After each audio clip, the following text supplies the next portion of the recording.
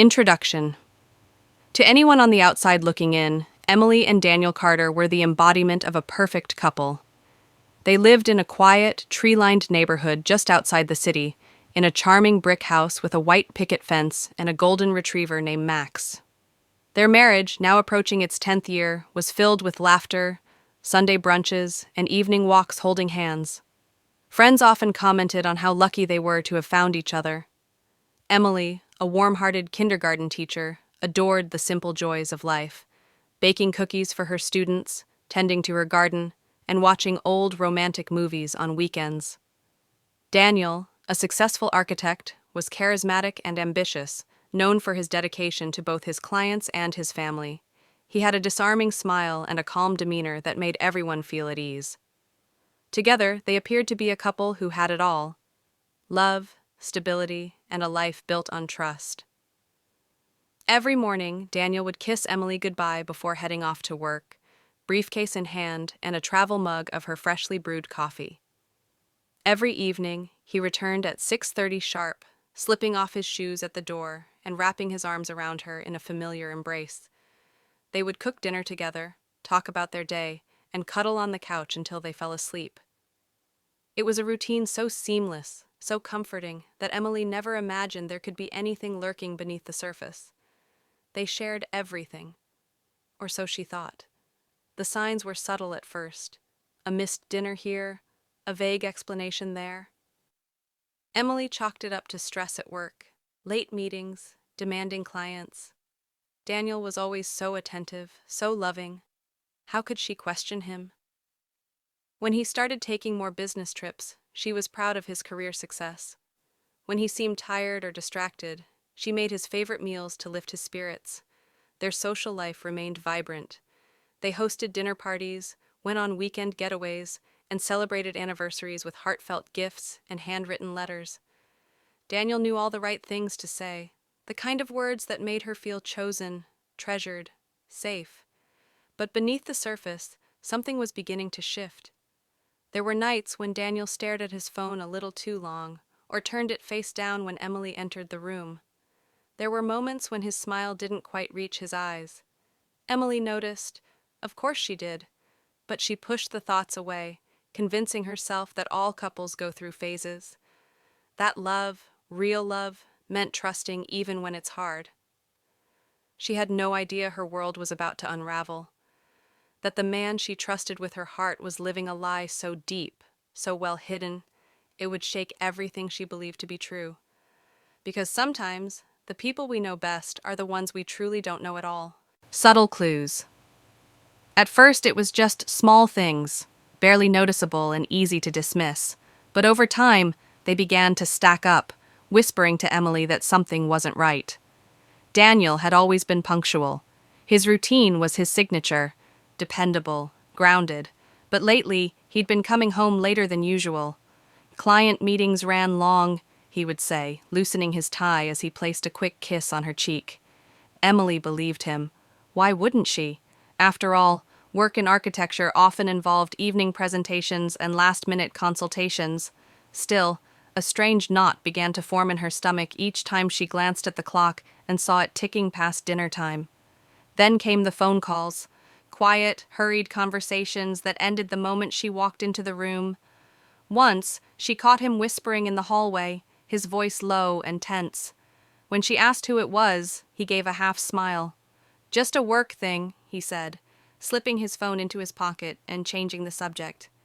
He was more distracted, too. They could be in the middle of a conversation, and suddenly Daniel would drift off, staring out the window as though his mind had wandered far from their cozy living room. When she asked if something was bothering him, he reassured her with gentle touches and soft-spoken words. "I'm just tired," he said. "It's been a stressful quarter. I'm sorry, love." Emily wanted to believe him, but the changes kept coming. He started guarding his phone, not overtly, but subtly enough that she noticed. It never left his side. He took it into the bathroom, to the backyard, even to bed, and it was always locked now. Once, when it buzzed on the counter and she glanced at the screen, he appeared out of nowhere and snatched it up, saying, "It's nothing important." But his eyes gave away something else. a flicker of panic she couldn't forget.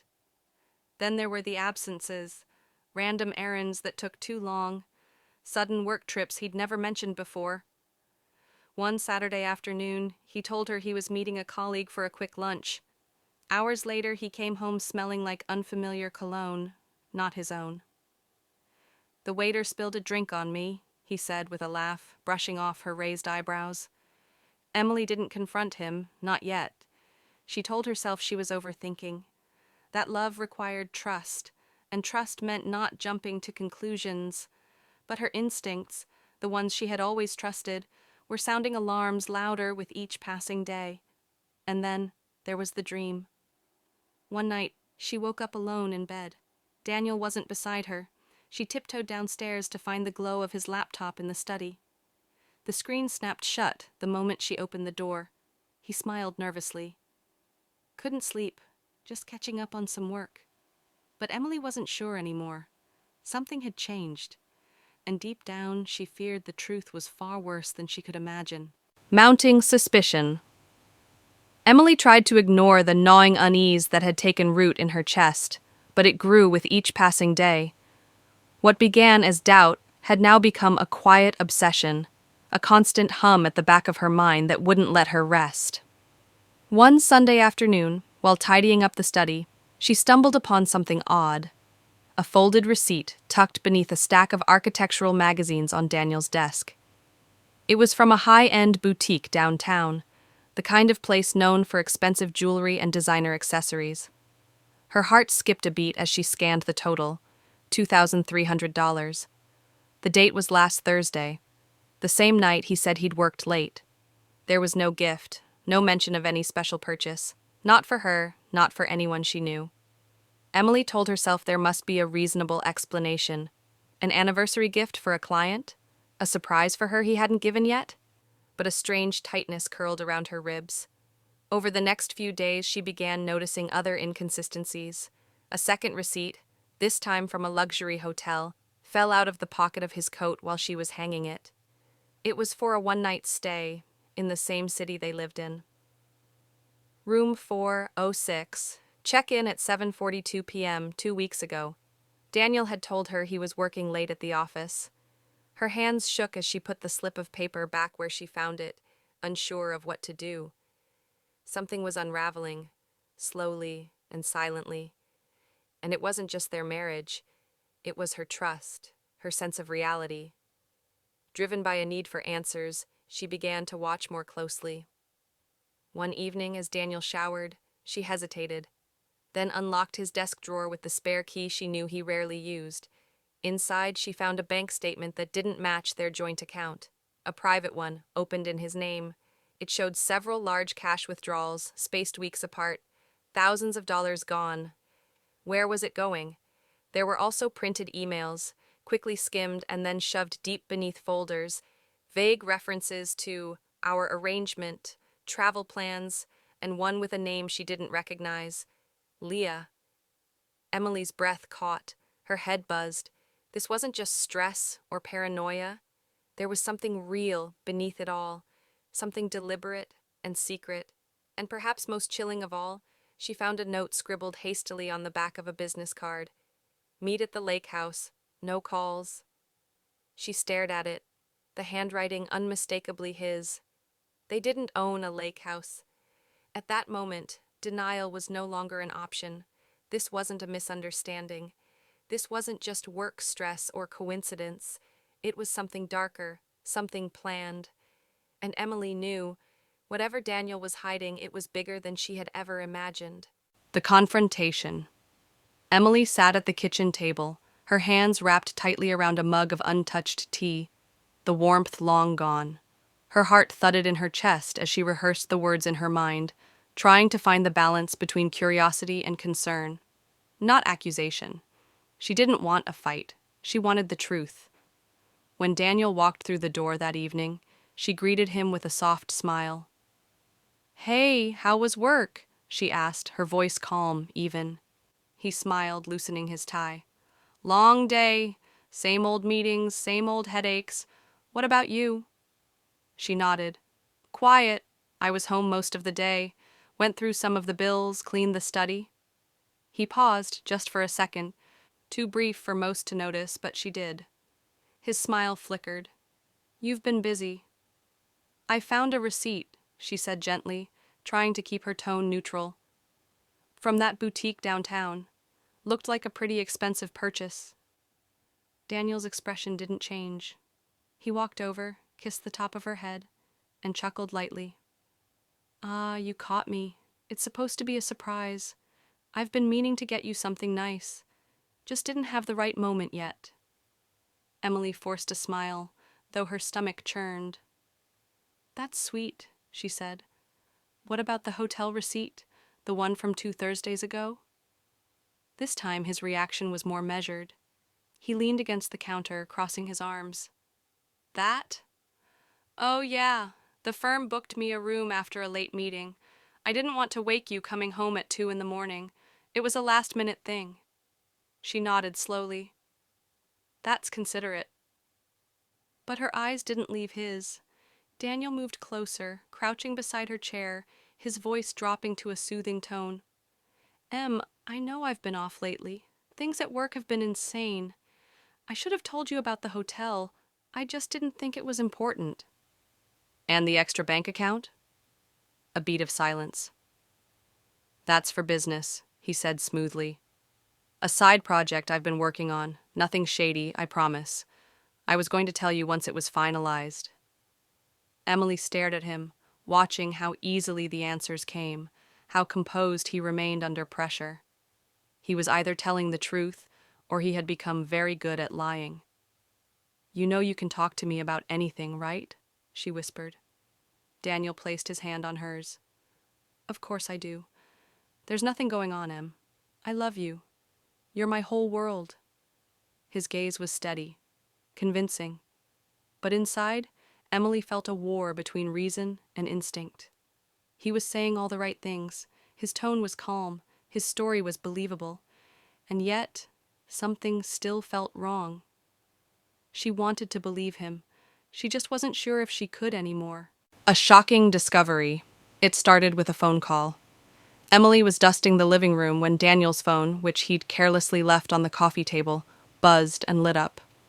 The name that appeared wasn't one she recognized. Leah M. Her heart skipped. Before she could think twice, she memorized the number and returned the phone to its place, just as Daniel walked back in from the garage, unaware. That night, she barely slept. The lies, the half-truths, the deflections. They were forming a pattern. The next morning, Daniel kissed her goodbye and left for an early client meeting. But this time, Emily didn't let it slide. She followed him. She waited a full 10 minutes before grabbing her coat and keys, then quietly tailed his car across town. He didn't head toward the office or any familiar work sites. Instead, he drove out past the city limits, toward a more rural, scenic stretch near the lake, a place she hadn't been in years. Daniel pulled into the driveway of a quaint cabin-style house, nestled between pine trees and overlooking the water. Emily parked at a safe distance, hidden by trees. She watched as he stepped out of the car with casual ease and walked up the porch, where a woman was waiting. The woman, younger, confident, smiling, kissed him as if it were the most natural thing in the world. And Daniel, he kissed her back, tenderly, lovingly, like a man with no secrets. Emily felt her breath leave her body. She wanted to move, to cry, to scream, but she was frozen, numb with disbelief. She watched as they walked inside together, hand in hand. Through the window, she saw flashes of their interaction, laughter, wine. The woman curled into Daniel's side on the couch. He was at home there, comfortable, relaxed. Emily sat in her car for over an hour, trying to make sense of what she was seeing. Eventually, Daniel stepped outside again, not in his usual business attire, but in jeans and a flannel shirt, like a completely different person. He wasn't the polished architect from the city anymore. He was someone else entirely. And then it hit her. This wasn't just an affair. It was a second life, a second version of him, a second woman, possibly a second home. She waited until he disappeared inside once more, then crept closer, her phone in hand. She snapped photos of the house, the car, the woman. Proof. Not because she wanted revenge, but because she needed to prove to herself she wasn't crazy, that everything she had feared was real. Her heart shattered, piece by piece, as she stood there in the cold, watching the man she loved become a stranger right before her eyes. And in that moment, Emily knew. The man who slept beside her every night was living a life she was never meant to see. Living a lie. The days that followed Emily's discovery passed in a blur. Her body moved on autopilot, teaching her students, smiling at neighbors, cooking dinner. But her mind was elsewhere, tangled in confusion, betrayal, and disbelief. At night, she lay beside Daniel as he slept peacefully, his breathing steady, his face serene. How could someone look so innocent and live such a monstrous lie? She couldn't confront him yet, not without understanding the full scope of what he was hiding, and so she investigated. Emily began piecing together the fragments, the receipts, the hotel stays, the emails, and now the cabin by the lake. With trembling hands, she searched public records online. It didn't take long. The lake house was under a different name, David Langston. But when she looked deeper, she found a driver's license photo that made her blood run cold. It was Daniel, different name, same face. Her husband had a completely separate identity. Driven by dread and desperation, Emily followed the threads. The name David Langston was tied to a second job, a real estate agency several towns over. He wasn't just an architect. As David, he was a real estate consultant with a small but active online presence. He had reviews, photos with clients, even local news mentions for charity events. There were pictures of him smiling with colleagues, and with Leah. In one photo, Leah leaned into him, her hand on his chest.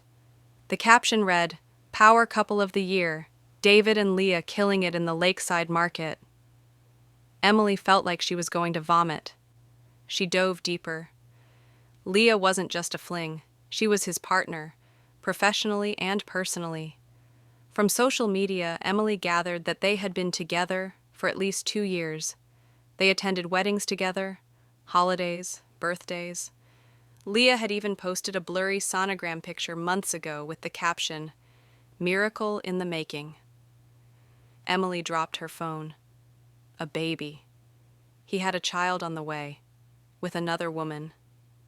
Her hands trembled as she sat at the edge of the bed, trying to hold herself together. Tears stung her eyes, but she refused to let them fall. She had given Daniel everything.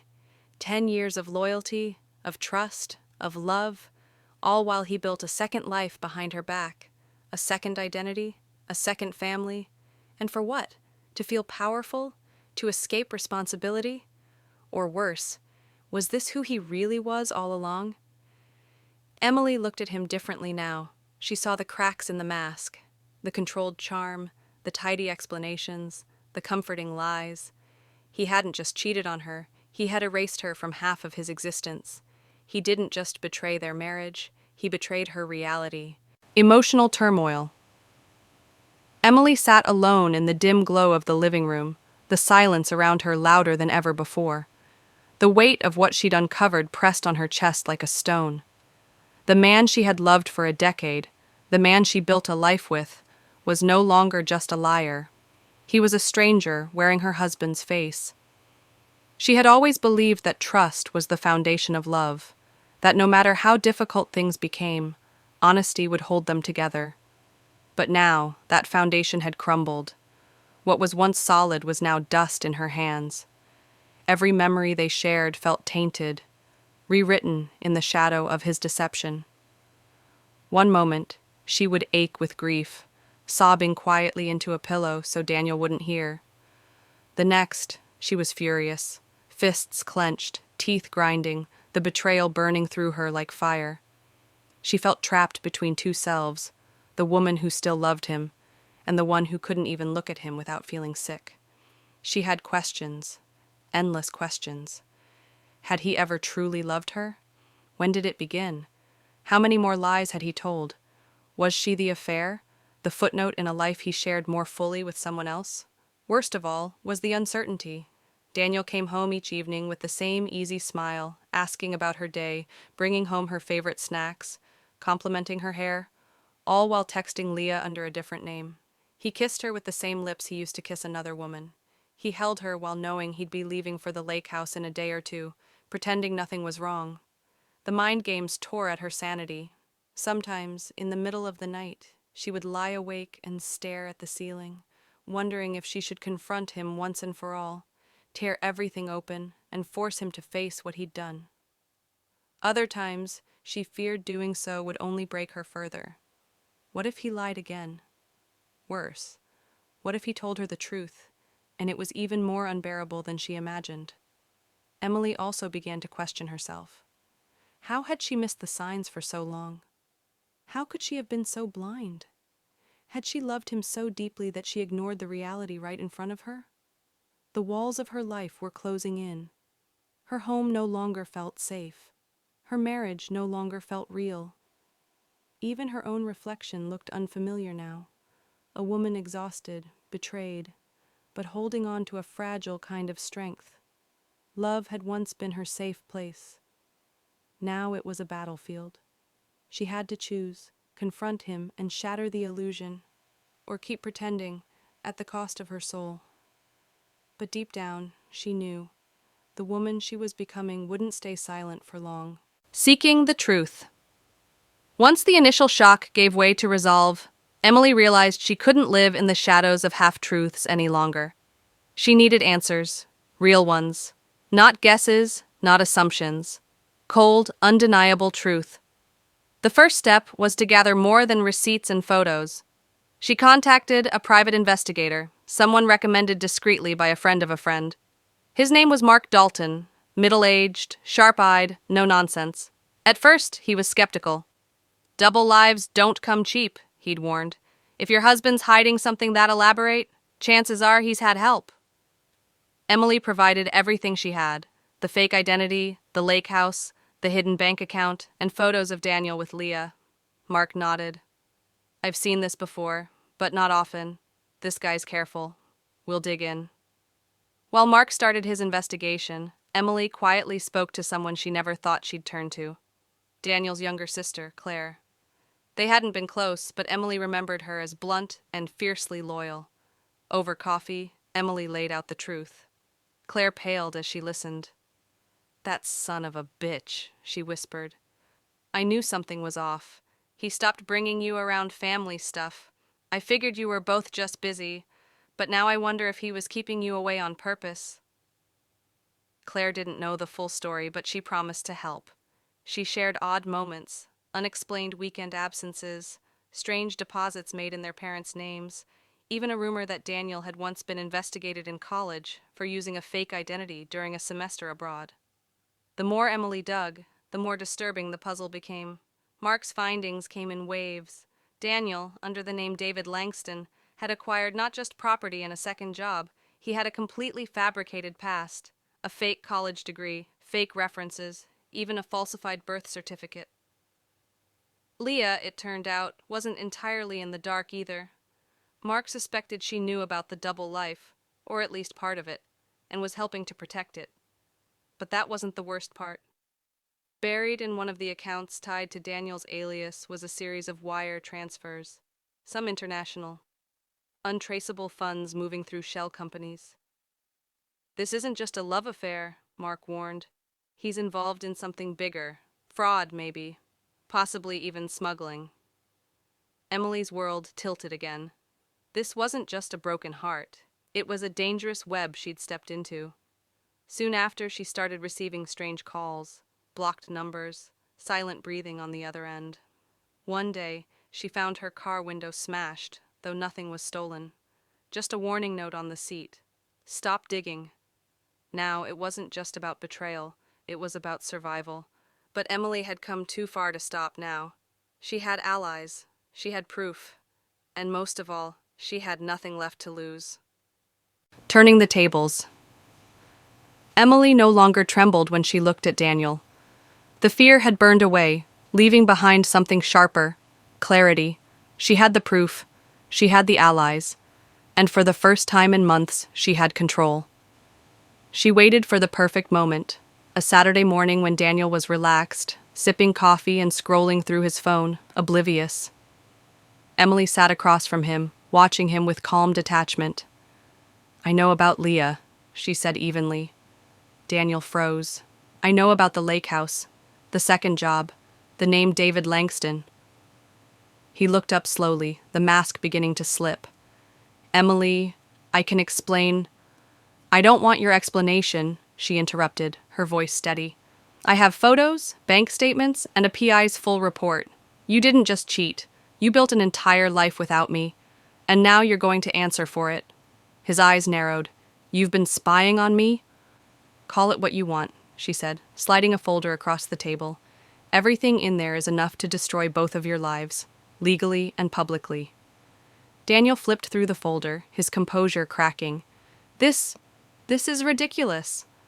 "No, what's ridiculous," she snapped, "is that you thought I'd never find out. That you could keep playing husband to two women without consequences." He stood, pacing, running a hand through his hair. "You don't understand what you're getting involved in. This is bigger than me and you. You need to back off before someone gets hurt." That was the final confirmation. There was something more dangerous beneath it all, and he knew it.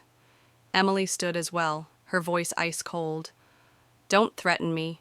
You should be worried about what happens next.